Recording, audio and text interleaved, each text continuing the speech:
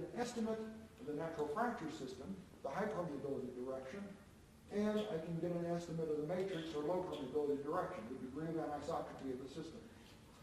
Then, when I look at it over here, I get confirmation that that is what the system is doing. Okay? Well, this can be very, very important because our discussion yesterday about that well was 2.5 miles versus 660 feet, the 3 wells. That's exactly that signature, but that's vertical wells. But this same thing happens. Bakken, Barnett, Eagleford, the Funky Spring Bone Camp. Oh, I love their names. The Spray Spring Bone Camp. Come on. All they're doing is opening up all the different zones that exist in the Permian. And then they truncate the names and different operators will assign them names. It's a hoot. Anyway, those wells, if they are properly completed, will exhibit a square root of time signature because the system is so severely anisotropic. New fractures or cleats opening don't result in a shift in KH, they result in a shift in the line because I'm changing the connectivity, not that I'm changing the KH of the system. Red Fork, this is a lesson I learned in the Red Fork. In the Red Fork, we have a situation where these wells, and this is true in the Marlow-Springer complex, those are channel centers. They're fairly narrow, but they're high permeability. Because they're high permeability, they have a strong bias to them. They are extremely anisotropic. And so you see two different things. You'll see the curve break away, and when you plot it as a gross signature, you'll see it as a square to time line. The early time is the KH of the reservoir in the center of the channel, and as the pressure wave moves to the edge of the channel, you'll see it curl upwards. That is arguably boundary dominated, but it is also the overprint of the change in thickness of the system. Wells in a rectangular channel, same thing. The Springer is a really good example of this. When the vertical well is first drilled, that pressure wave is moving out as a circle. Once the pressure wave hits the first set of sides, the closest sides, it no longer gets pressure support. It cannot get anything from those sides. So it starts changing shape, which is basically this idea up here, radial, and then it starts changing shape, and as it continues to age, the pressure wave basically becomes straight lines, like you would see in a bar sand, like you would see in a channel, like you would see in extremely anisotropic, highly naturally fractured systems where there's a strong tectonic overplay. Okay? I don't think any of the data sets we're going to look at in a minute have that signature, but I just want you to think about, as you start to think about how these transients evolve, you're confronted with the idea that they can have some really funky different geometries, and therefore what signatures you can expect from them. Horizontal wells. A theoretically correct horizontal well ought to exhibit radial flow as the pressure wave moves out radially until it hits the upper and lower boundaries, and then transition to something resembling elliptical/radial flow, once the pressure wave is controlled by the top and bottom. They virtually never do that. I've honestly never, in all the data sets I've looked at, which is now several thousand wells, I've never seen this signature arise. That's what the theory says should happen. You can go hit one petrol and you'll find several papers written about this. That's fine, that's theory. The reality is that I've never seen that happen. So, radial systems or elliptical systems. Straight line or curves in the semi-log plot. It may or may not be a straight line on the log plot, depending on where you are on the graph.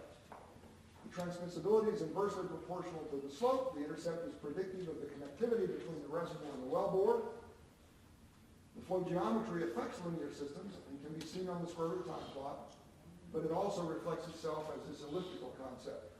The benefits of intensive liquid management can be assessed, and invariably, one of the most quickly added value things we can do is make sure the artificial, let me give you a question right quick. I probably haven't gotten this far into the swamp, but I'll make sure that you think about getting into the swamp. Critical rate, an idea that Coleman introduced and has been now dealt with by a variety of different authors. Coleman introduced the terminology critical gas rate. The critical gas rate is the lowest possible gas rate at which Stokes' law says that the gas velocity is sufficient to move a bubble or a droplet of water. Okay? So Stokes' law simply says it's a calculation that the density difference between the droplet and the fluid outside it. It's simply a measure of the difference between those densities, what velocity is necessary in the fluid outside to prevent the droplet from falling back due to gravitational effects. Okay, that's what Stokes' law is all about. Here's a droplet of water in a gas stream. Gravity's going to work on this guy and try to pull it down. If I can have the gas flow by it fast enough, it will hold it up. So the calculation for critical rate is just that calculation. The difference in density of the droplet to the gas predicts the velocity necessary to suspend the droplet. Okay? Those of you who've done some paragliding or you've done some parachuting, before you pull the ripcord, Stokes' law is controlling how fast you're moving. Remember the guy, what was it, about a month ago or so, that went up to 100 and some thousand feet? All he was doing was a Stokes' law experiment, except he was using himself as a droplet. Kind of dumb, but that's what he wanted to do. Stokes' law controls that velocity, all right? That velocity predicts the flow rate of the gas in the tubing. So the question is this. If I had a tubing string that was too big, could I use it to lift the water out of the well? No. Categorically no. Well, the ironic thing is if you do the critical rate calculation, you discover that 2 3/8 tubing at atmospheric pressure, which gives you the highest density difference, 2 3/8 tubing at atmospheric pressure requires about 700 MCF a day to lift water. Well, if you've got a well that's producing 150 MCF a day of gas, and you're using 2 3/8 as if it was a velocity string, what a waste of time. Well, I had the privilege of going to a client in Canonsburg, Pennsylvania, who had done just that. They were adamant that their 2 3/8 tubing was beneficial. And I had to show them that their 2 3/8, use of the 2 3/8 as if it were a velocity string, was not just a waste of money, it was actually harmful to the wells. Guess how many times they asked me back? I gave them the wrong answer. I'm sorry, dudes. If you'd have put it 1.5 inches, you might have done something useful. But this idea, and their tubing provider had told them, in fact, they showed you the calculations. The tubing provider had convinced them that 2 3/8 was a velocity string, and it would get critical velocity to remove the liquids. And that was so wrong. Anyway, enough. All right, fracture rate. Remember TD's got TD equals KT, V, blah, blah, blah, blah, XF squared. Remember that nonsense? Well, that XF squared, that distance that's in that equation, I guess I should show it this way, stage left, it's over here. There's TD equals da da da da da da da, XF squared down here in this corner. Well, TD of 1 is based on that effective fracture length or apparent lateral length, which is never as long as you hoped. Ever. Never, ever, not at all, ain't happening in Leroy. Because you would like for that XF to be 1,000 feet. That 23,000 foot long lateral that I've been bragging about, in terms of its performance, it literally looked like it was about 100 feet long.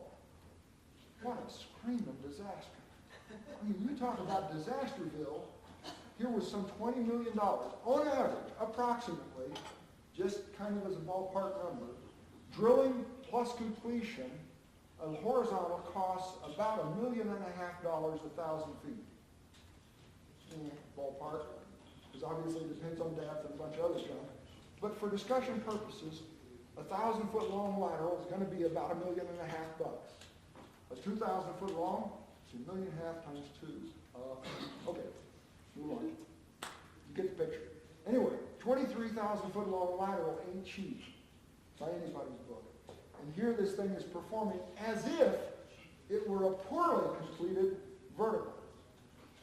Now, that said, and this is why I'm getting into this late time, I'm getting there, don't worry, I'm going to get here. Okay. When this 23,000 foot long lateral acts as if it were a poorly fractured vertical well, to have a 23,000 foot long lateral, let's see, 23,000 divided by 50, we're pushing 5 miles of lateral length, certainly 4. That means that in the neighborhood where this thing was drilled, I know for a fact that there were over 100 different royalty owners, surface mineral rights owners. Can you imagine the disaster that they're going to have trying to convince those 100 different farmers in central Pennsylvania that they did something good for them? It ain't going to happen. Because those guys are going to wind up, because of the way the royalty agreements work, those properties are all unitized. So the production of that well, which should have been really, really good because they thought it was going to be, is going to be a disaster because these guys' rights are locked up now for 20 years because this one well will produce a little bit, but nowhere close to what it should have if every one of those guys had had a well on it properly completed. What a political disaster. Our industry is doing, and this is why yesterday, and I'll do it right now, it is incumbent on you, because you're the ones that are going to inherit these problems. And it's not, you say, well, that's just U.S. for those of you that are international students. Au contraire. I've done enough work in France, I've done enough work in Poland, and I've done enough work in Romania.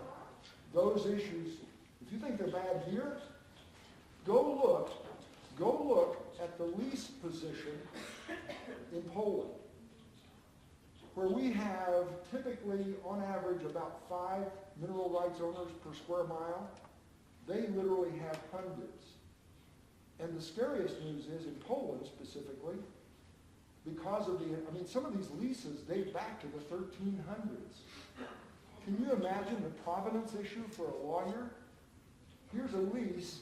That guy owns this land for now, coming up on 600, 700 years? And it's been split with every generation? My gosh, what a nightmare for a landman. Well, that's not the full problem, because World War I and World War II happened to them. And in many of these cases, the land rights, the surface rights, are severed from the mineral rights. Okay? Well, that still has, we're talking about late-time behavior here, but now we've got this political overprint that is a really huge issue in many of these places. You know, oh, well, that's Poland, it's Poland, Romania, Ukraine, in fact, in Russia. Well, everything's nationalized. No, it's not. No, it's not. It is nationalized as far as Rosneft and what have you, Gazprom, but in terms of surface access and the actual revenues from the minerals, you guys are talking about some really tough political issues that go right to the heart of what we're trying to do here. Because your task is going to be to try to convince those landowners that you're not harming them. The debate and the conversation we had a while ago about hydraulic fracturing. You got a tough battle to fight. You got some tough roads to hoe. Anyway, late time, true late time, is once pseudo-steady state has commenced, caused by boundary-dominated behavior. Hugoton, Kansas is a really good example of this, because in Hugoton, it's a fully developed pattern. The well is all immediately offset one another, and what you'll see from year to year is the drained areas can change. One year the well will be producing from a small volume, and its neighbors will be producing at very high rates. Next year, this guy's producing at a high rate, and its volume, its influence volume, increases. And you'll see them expand and shrink as the different wells change character. So one of the issues here is this quote-unquote no-flow boundary can move. And it doesn't just a case of can, it does. All right? So it's not just a simple question of, and again, when we start doing reserve calculations and stuff, we do business thinking that this reservoir system is static. And that is so wrong. These reservoir systems are not static. They are very dynamic in virtually every respect, not the least of which is the pore volume from which we receive pressure support. Okay? Does that kind of make sense? I'm absolutely confident you haven't been across this bridge yet. I just want to advise you, kind of like rise checking road conditions, the highway does have this issue. You're just not there yet. But on down about 3 miles, you're going to cross this bridge. The near wellbore region is now in equilibrium. It's in pseudo-steady state. The reservoir itself is in pseudo-steady state. There are no new transients moving in it. Well, that's nonsense. You know for sure there are new transients moving in it. It's just that they have not yet reached the boundary. Okay? But the behavior of the system as a whole, W-H-O-L-E, not H-O-L-E, well, maybe, never mind. Okay? As a whole, this system is now changing more or less uniformly. Now, it may be changing shape, okay? But it is more or less uniform in its response. So I can talk about basically a material balance calculation, just a classic material balance calculation. So the pressures throughout the reservoir are changing relatively uniformly, but there will be other transients moving in the system. All right? So a mental picture to me, the picture I have in here. Karen, by the way, for full disclosure, we committed utter heresy and redid all of the Horner analysis. Excellent. Yeah, so everything that was taught about Horner analysis, we threw it out the window, didn't we? Yeah, see, there's heads bobbing up and down. Now, whether that's good or bad will be determined later.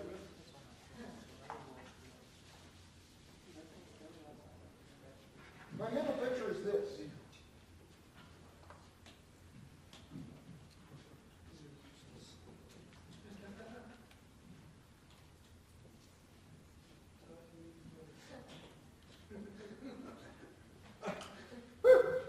Oh, yeah, well, you know, creativity has, never mind. Okay.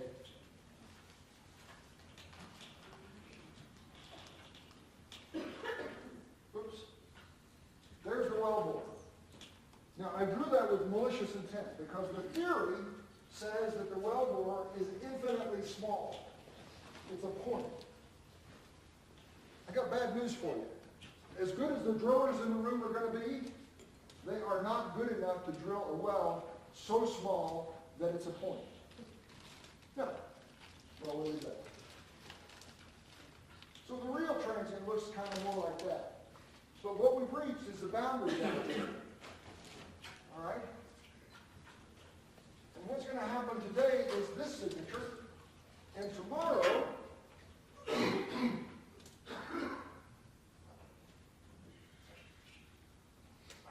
it's going to be that. Okay? The whole system, that last line, the whole system is going to go down in pressure just a little bit. Day after tomorrow, even worse, okay? However, that's not the real world, because some engineer showed up on location and said, change the choke size.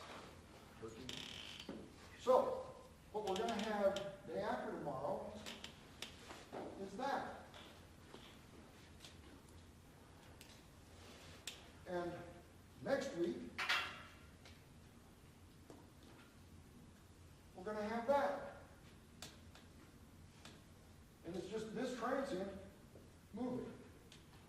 The system is still in pseudo-steady state. All right? It is in pseudo-steady state.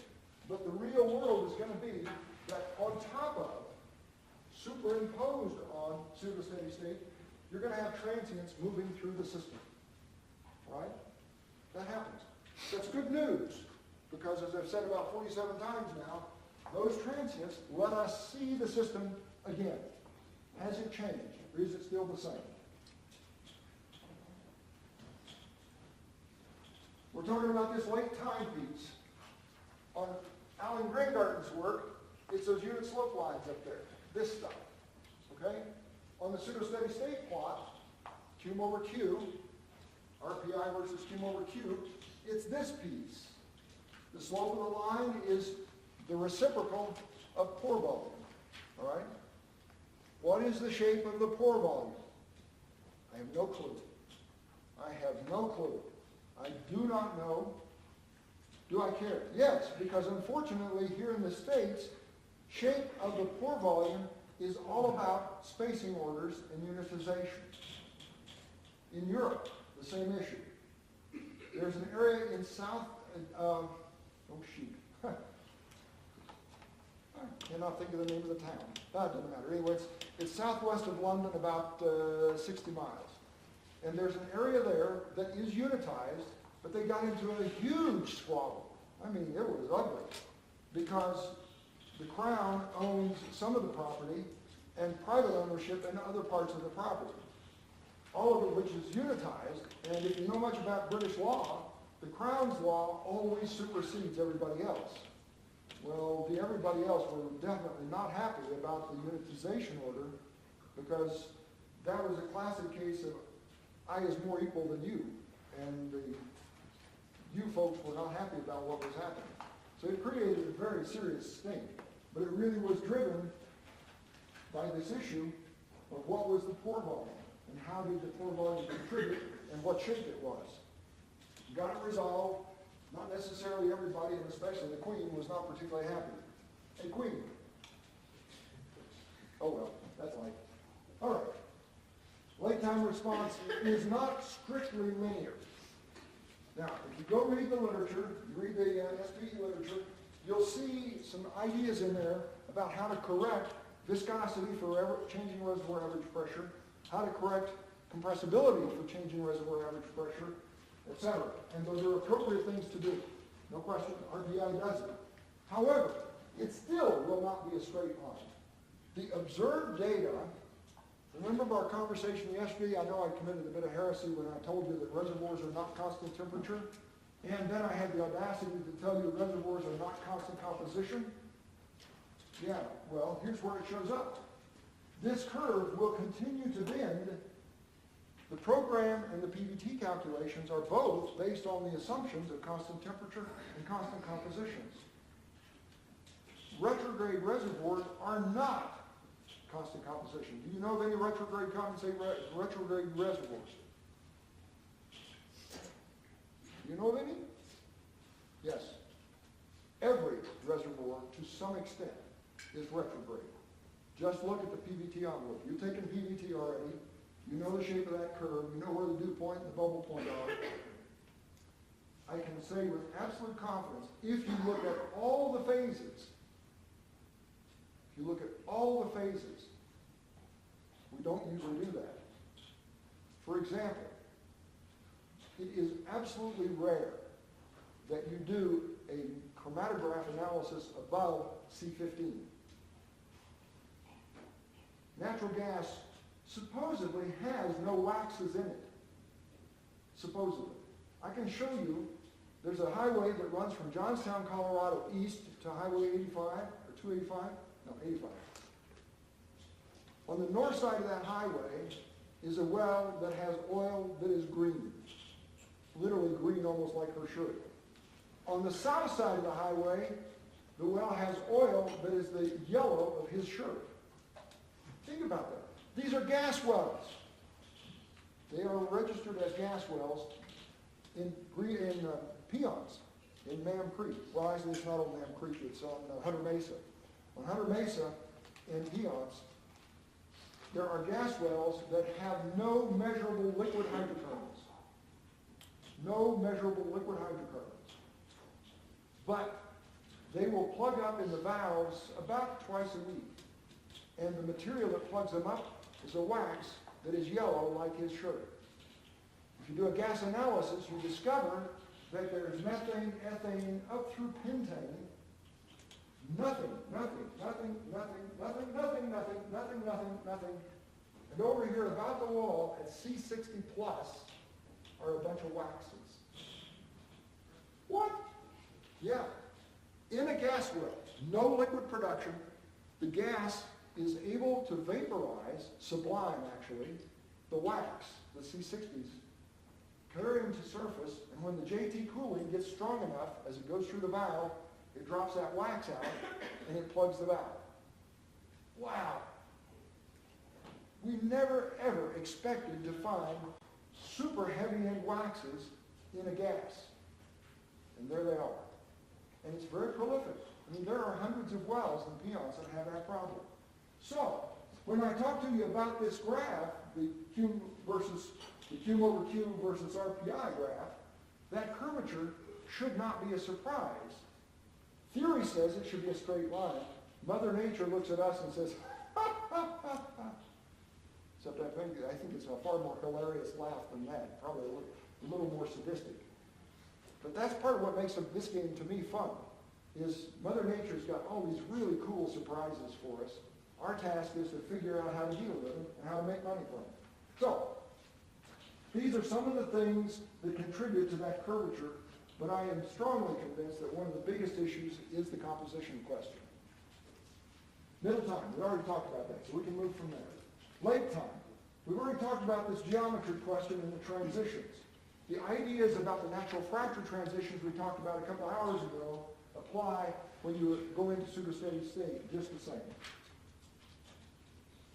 Bob Wattenberger asserts that late time is misrepresented because in a variable rate environment, the line will bend above unit slope. He's right.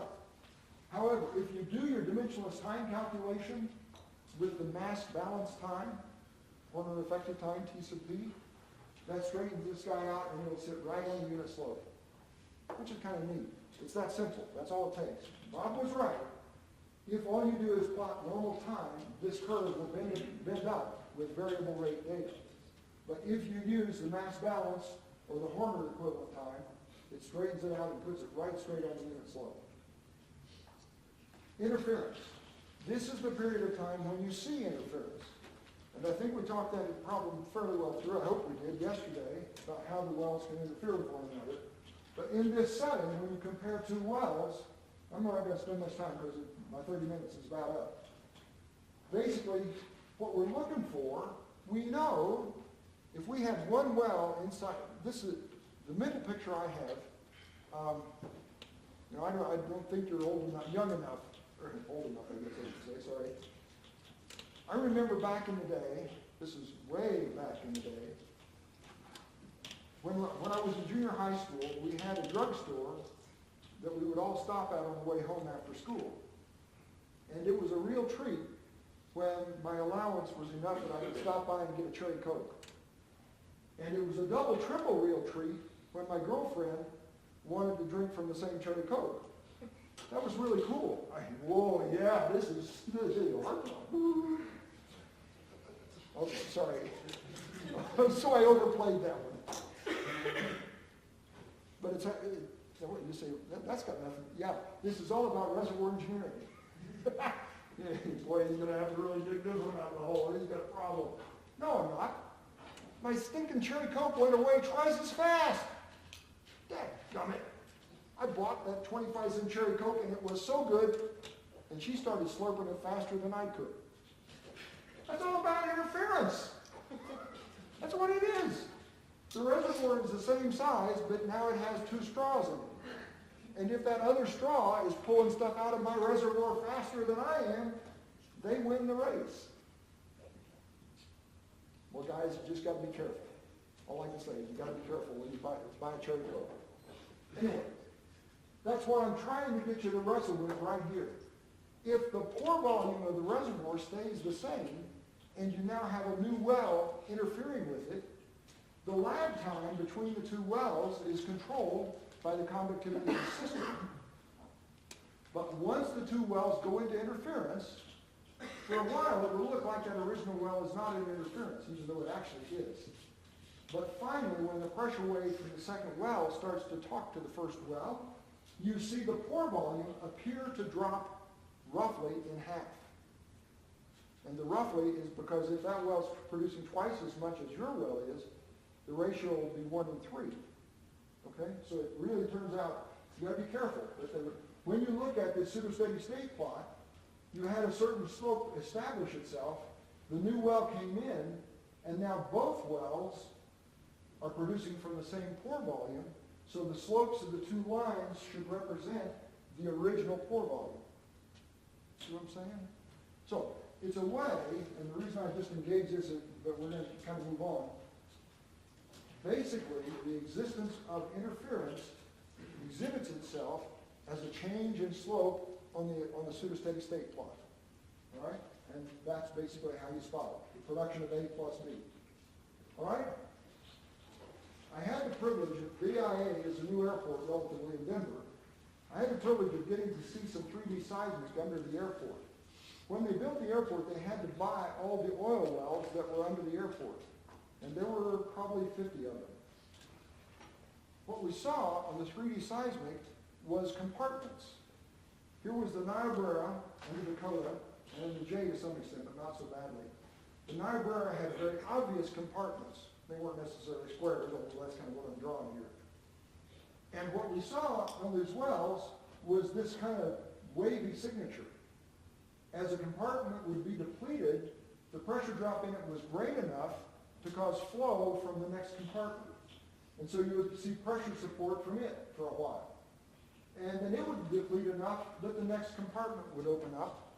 Remember our conversation this morning about the fractures having liquids in them, the liquids creating a pressure barrier that would cause the well to basically act as if it was in pseudo-steady state.